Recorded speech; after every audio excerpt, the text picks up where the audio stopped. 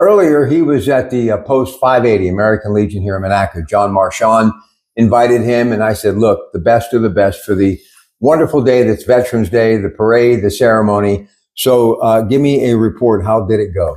I think it was a beautiful day to stand up for those who stood up for us. Just a postcard, perfect postcard of small town Americana on Veterans Day. And the only trouble I ran into is every time a marching band came by and played something, I got a little something in my throat.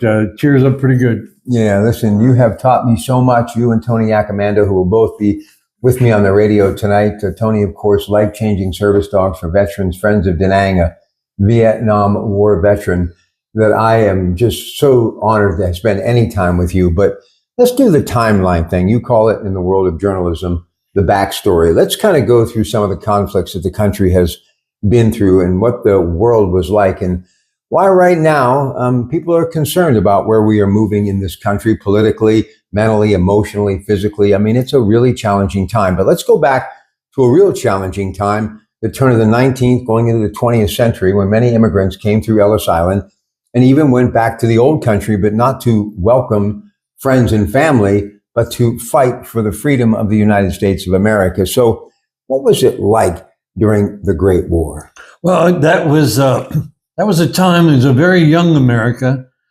trying to find its place in the world where it fit, and stepped up big time to fight the war in Europe, and really kind of brought the country together, really solidified things. On a personal note, that was the year 1917 when the All-Americans, the 82nd Division, were formed, and a bunch of draftees from around the country. And somebody figured out they were from every state in the Union at that time. So they said, well, that's all of America. And they nicknamed them the All-Americans. Well, Bob has written a number of books. Tell them about your books that have to do with that airborne that he just mentioned. Go ahead. Well, yes, I have written books about the 82nd Airborne in Desert Storm and the 82nd Airborne in Vietnam, and studied the history both of World War I and World War II when the airborne tab got added to the All-American patch. So it's these are people who will stand up and fight for this country to protect those who can't defend themselves. They always have, and they always will, and I think you can count on that forever. All right. Now, so post-World War I, the industrial age, names like Carnegie, Frick, Morgan, Westinghouse, we really were, Grand Street was Wall Street. We built America. Jobs were plentiful. The Depression basically was years away. Life was good. Roaring 20s, stock market crashes, Depression sets in. Hitler comes to prominence in Germany. Obviously, Japan jumps in. We jump in December 7, 1941. Nothing to fear but fear itself. World War II. Yeah, there's still the bloodiest, most savage conflict ever fought. So much bloodshed, so much conflict, so much turmoil. And from the ashes of that arose the world that we see today, the modern world, basically. But to wrest Europe from the clutches of Nazi Germany took a Herculean effort. And I mean to tell you, those guys who signed up for that fight really did their job. And it's the America that we know today. So salute to all of those guys in the greatest generation that survived the Depression and fight World War II, not only in Europe, but in the Pacific, where my dad was in the Navy. I think a time when America matured, became the superpower and the leader in the world that we know. Listen, I love this man. He's made me a better man. And I have struggled with many things, as we all have. And one of them was our fathers struggling to try to figure out why they just didn't seem to, at times, love us when we knew they did. But the older I have gotten and the time I have spent with you, I understand why they were who they were. It was a much different mindset because of what many. Now, my dad didn't see battle, but just that era, growing up in that uncertain time, made them a little rough around the edges. A little distant, because in their minds they were still back in that theater where they had come from. They had seen and done so many things. Try to put it behind you, but it doesn't work that way. It stays within you. And I think sometimes when I try to talk to my dad, and he really wasn't in the room, he was still in the South Pacific fighting kamikazes on the deck of the USS Appalachian. So they were a product of their times, and as we grow older, I think we understand them more. That they weren't the ones to beat their chests or try to take credit or think that they were anything special. They did their jobs and they came home and they picked up their lives, and that's where you and I come in. Mm-hmm. All right, now the Korean War. Couple of reasons I'm mentioning these men, because they've kind of kept that war in the forefront, to where I've always made sure during Veterans Day that I took time. Mimi Tambellini from Eastern Ohio, her father, Al Tambellini, and my dear friend, who I've kind of reconnected with, very close friend for many years, Joe Hogan, his father of the same name. The Korean War, it was post-World War II, Truman, MacArthur, all of the craziness, the sadness, but there was still a lot of bloodshed. Yes, and 5 years after the end of World War II, the conflict breaks out in Korea, and again, it's the communists and the capitalists. When the Cold War turned hot, but it was after they dropped the bombs on Hiroshima. It showed that war would be so terrible you could wipe out a city with a single bomb and say, "Well, let's end this nonsense." And yet, the conflict breaks out again in Korea. And God bless those boys, every one of them, who went over there and stood up for the South Korean government and the South Korean people, because they really made a difference in that country. And you see, we still have tensions with North Korea today because the war never formally ended. They just decided to stop shooting each other. All right, so then ask not what your country can do for you, but what you can do for your country. Camelot. This matinee idol stands in front of the masses during his inauguration on that cold January day. I want to put somebody on the moon by the end of the decade. Life is good. We are the greatest generation. He was born in 1917, suffered an injury as a PT boat captain. And all of a sudden, this thing in Asia breaks out called Vietnam. Well, it's a police action. Let's just kind of get them ready to defend their country. And then he gets assassinated November 22nd, 1963. Lyndon Johnson now has the dubious task of trying to keep everyone on the same page. And the next thing you know, Vietnam, all hell breaks loose. Lyndon Johnson is trying to fight the war on poverty at home, and then civil rights. Right. And then we decide, civil rights, the Voting Rights Act, a time of tremendous change in America. And we got dragged into a war in South Vietnam that at the time was America's longest war. And ostensibly it was a war against communism, but it was a lot more nuanced than that. And we ended up in a mess of a war that we decided the best thing to do was to turned it back over to the South Vietnamese and bring our troops back home. I remember when those troops started to come home, and I literally was months away from probably being drafted. Obviously a sense of relief, but I never lost sight in just about every community. And it's amazing when you think about the numbers, and one is too many, but compared to other wars, fewer. But it seems like every community I go to, Bob, even where I grew up, there is someone who's frozen in time as a 19 or 20-year-old that died in Vietnam.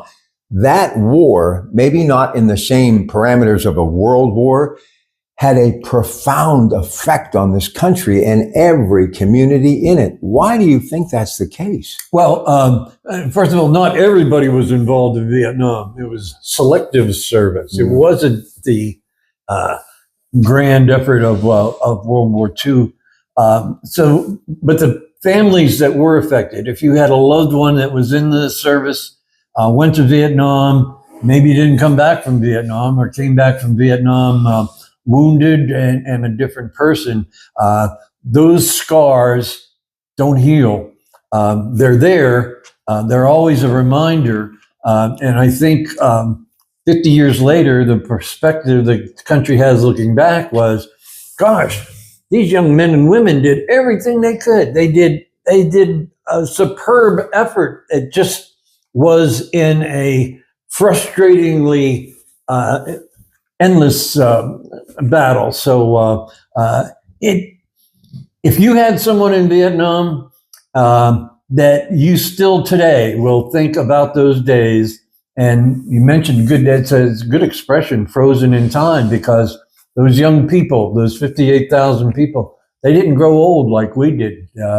They didn't have a chance to have the lives we did, but they didn't grow old. They're still frozen in that time. And I got to believe that my dad's generation too, and even my grandfather, who was a Marine in World War I sometimes think, why me? Why was I fortunate to not have to go through that 18 months of duty, that literally because they didn't have the same gifts that the greatest generation had, meaning jobs that were plentiful and opportunities to have that charmed life, because the country was going through the dismantling of our manufacturing base. It was a really tough time. But have you ever had those thoughts of why them and not us? I think everybody has those thoughts. If you were over there and you lost somebody, that just nags you.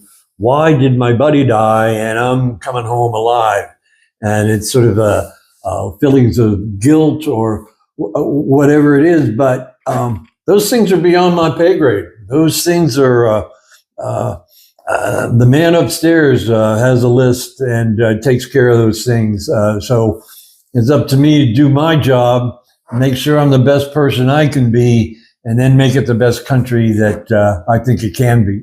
Brigadier General John Pippy, former state rep, state senator, would have been with us tonight, but he is out of town. But Tony Accomando will, so eloquent in what he talks about the Vietnam War and these life-changing service dogs. And there's a reason for that. This push-up challenge that you had me on a couple of years ago, explain the significance, and obviously Afghanistan and where he was during that time in which the Middle East was in conflict, and Desert Storm and Norman Schwarzkopf, and many of us didn't know where that was going. He was a part of the boots on the ground as a member of the reporters that were covering that, just wondering how big Saddam Hussein's army was and would it become a massive conflict. So war is hell, there is no doubt. But just talk a little bit about why so many of these brave men and women come back and they end up taking their life. Yeah, we were, when we did the push-up challenge, that's 22 push-ups a day. The 22 represents the number of veterans who take their own lives in a week. And it's to call attention to the problem of these people when they come home, that the internal scars and the mental scars stay with you. And there's that sense of not belonging the way you did in a military unit when everything was tight. Well, there was clarity in everything you did. And the clarity was, help me live through today, and then I'll worry about tomorrow. It's tough to sift through all those emotions and different things. And you mentioned the guilt of, why did I come home and my buddy didn't, or anything along those lines. It's just so hard to rationalize because it's such a insane experience to be in that situation. So I think people have trouble wrestling with these emotions when they come home, maybe not understanding these emotions they come home, or the world around them has changed so much they don't recognize it anymore. There's any number of contributing factors, but we've got to put a stop to that. We don't want these people. These are the best people we have, so we don't want them to leave us. We want them to stay here and help us find the way. All right, last thing before we let him go, always a very special treat, but especially on Veterans Day, to have my friend Bob Dvorchak. So it's 2014, 10 years ago. I'm with my son, who's now 25. And he says, let's watch this movie, Fury. Okay, Brad Pitt as a tank commander.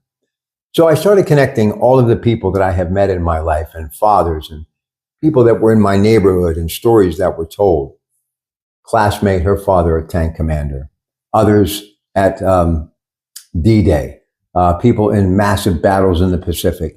People who were part of the Bataan Death March. People who were at the Battle of the Bulge. And these were faces that were a part of my life that story of my life every day, and they were just Mr. So-and-so down the street. Isn't it mind-boggling when you run into somebody, even actor Audie Murphy, who you see on the screen, for those of you who love cinema, it's just this lovable kind of rah-rah guy, but in reality, he was a soldier who did incredible things. Sergeant York, Gary Cooper, that movie, a real-life movie. Pratte, directed by Francis Ford Coppola. Still, I can remember my father and I at the drive-in, and my dad never was awake past the credits because it was the only time he could get sleep with his 6 kids. He was wide-eyed, telling me everything about this guy. Do you think people understand these heroes that once walked amongst us, what they really did? More important than any football player, any baseball player, any celebrity, politician, what these men did absolutely is mind-boggling. Oh, absolutely. I think you see, in the great football weekend we just enjoy, the colleges and then the pros, and the ones who get it will say, hey, look, we play a game for a living. This isn't brain surgery. How about these people who went out and defended the country, who stood shoulder to shoulder with their brothers and sisters and did what they had to do? I'm a firm believer that history is the memory of a nation.